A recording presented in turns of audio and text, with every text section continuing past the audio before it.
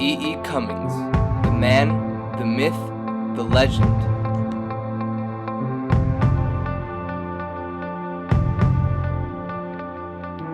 E. E. Cummings was born to free-thinking, indulgent parents who encouraged his creativity from his youth. He was falsely imprisoned in France during World War I, which led to the writing of his only full-length novel, The Enormous Room. Cummings' biographer Norman Friedman was quoted as saying, "He is an individualist, a nonconformist, one who would go his own way no matter what." Cummings was all about emphasizing different parts of his poems. This can more or less be considered one large idiosyncrasy and can be broken down into several parts. He was most known for his peculiar lack of capitalization and punctuation, along with his unique syntax in his poetry. His use of free verse, which lacked consistent meter and rhyme schemes, became his most influential idiosyncrasy. Cummings' unconventional style was revolutionary and marked a stark contrast to classical poetry, reflecting the rugged sensibilities of the Jazz Age. Although at first glance his poetry seemed strange and unfamiliar, the truth behind this is that every single thing Cummings did in his poetry had meaning. His use of the lowercase I became well known and also came to symbolize Cummings himself.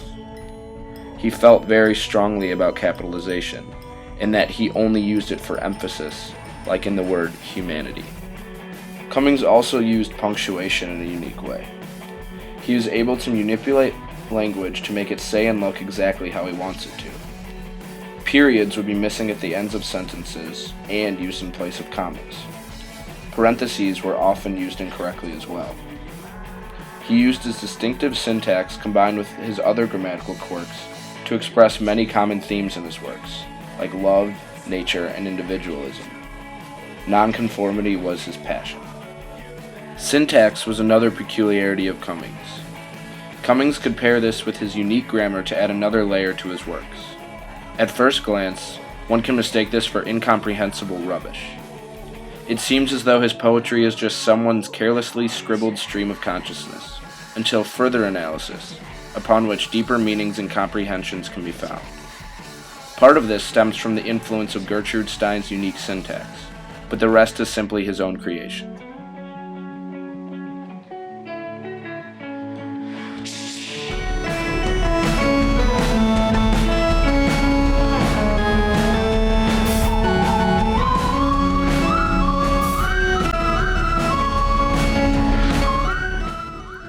Since Feeling is First is one of Cummings' most famous poems. A very emotional poem, it is used by many to serenade their lovers. The poem's message of emotion over reason can be seen as a microcosm for the main philosophies in Cummings' entire collection of poetry. Interestingly, although Cummings criticizes analysis and knowledge, the placement of words in this poem is very precise. A few questions arise from Cummings' poem. Because Cummings disregards the importance of language, is he therefore concluding that his poetry itself is of no significance in comparison to real-world experience? His lack of punctuation and syntax, however, may suggest that Cummings believed his less intellectual form of communication was more real and emotional than conventional poetry. Here are a few of the literary elements found in the poem. Repetition. The repetition of this phrase in the title and the first line further emphasizes its importance, while the alliteration of the F makes certain the overriding theme in this poem. Parallelism. Cummings uses parallelism to contrast intellectual and objective words, such as wisdom, brain, syntax, paragraph, and parentheses, with subjective words, such as feeling, fool, kiss, blood, spring, flowers, life, and laughter. Metonymy. Although Cummings' own brain might not agree with his sentiment, his blood, which is closer to his skin, does.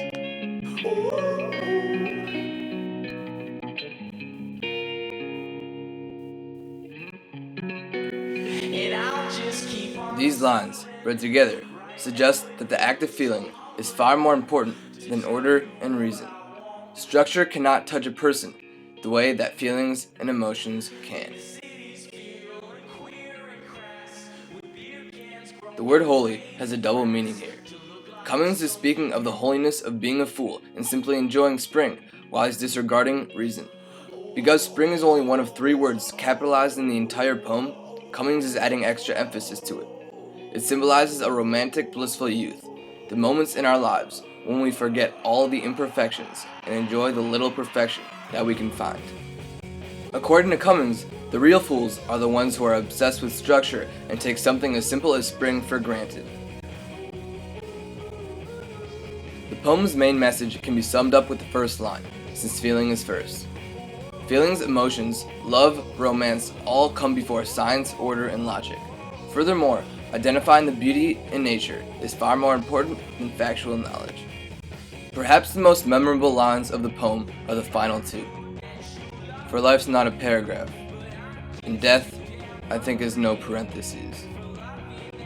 Here, Cummings suggests that feeling and emotion cannot fit into any measured space.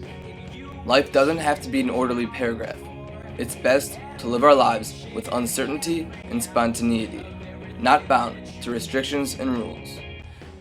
According to Cummings, parentheses choke the words they surround, warning readers to not let their livelihood be trapped by death, so that our emotions cannot be confined by reason. Since feeling is first.